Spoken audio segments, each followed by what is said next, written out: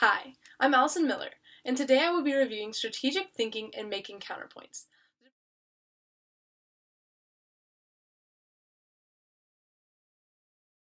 The department store Sears provides a great example of strategic thinking in the marketplace.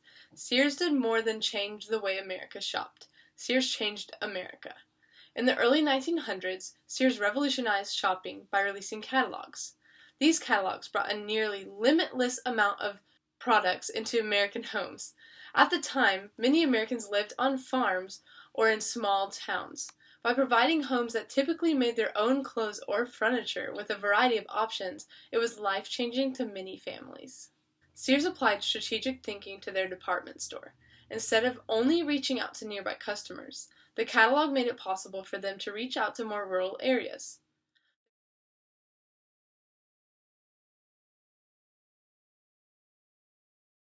They were able to see what was and what could be and make choices that led to their desired outcomes. Along with their limitless catalog, Sears made consumer credit widely available. Many families who hadn't been able to receive consumer credit beforehand were able to buy labor-saving appliances and electronics that would have been out of reach otherwise.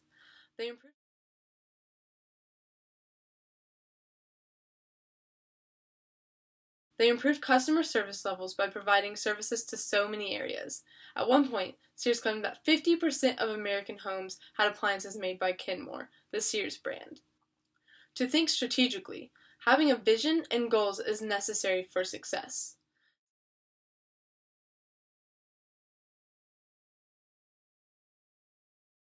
Sears had a vision that involved reaching out to rural areas and making it possible for more customers to receive their products.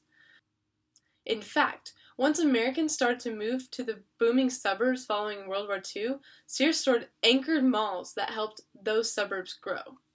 Sears also revolutionized the housing market with their Craftsman House. This house came with a floor plan and all the materials that were required to build one. They were able to ship all the needed supplies by rail to the buyer to be constructed with minimal labor. Between 1908 and 1940, nearly 75,000 homes were sold.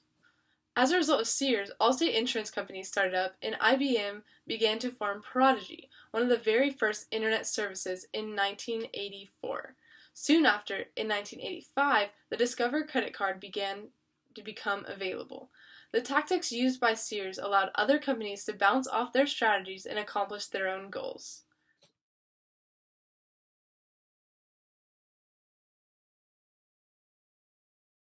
By the 1900s, the company said that 1 out of every 7 workers either worked for Sears or had once worked there. They were able to build relationships with many Americans and figured out how people work with others to be successful in achieving their own goals.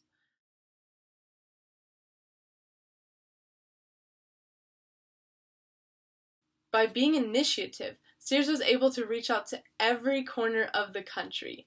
It also branched out into new businesses that reflected the changing American economy.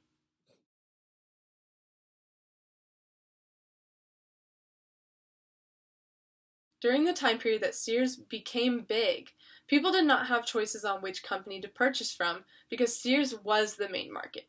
Sears was the first company to come out with a limitless catalog, and they offered consumer credit to a wide variety of people who could not receive it any other way. As companies such as Walmart and Home Depot became larger, Sears could not keep up. Also, as the late 1900s came, online shopping took over, and Sears management failed to make the rest of its merchandise as popular as its appliances and power tools. In the early 1900s, the strategic thinking by Sears helped them pull ahead of all competing department stores. Since stores are continually adapting to their rapidly changing environments, Sears needed to be able to keep up. Sears had their vision of how they wanted to see their company transform. They reached many of their goals, but as bigger companies were introduced, Sears began to fall behind.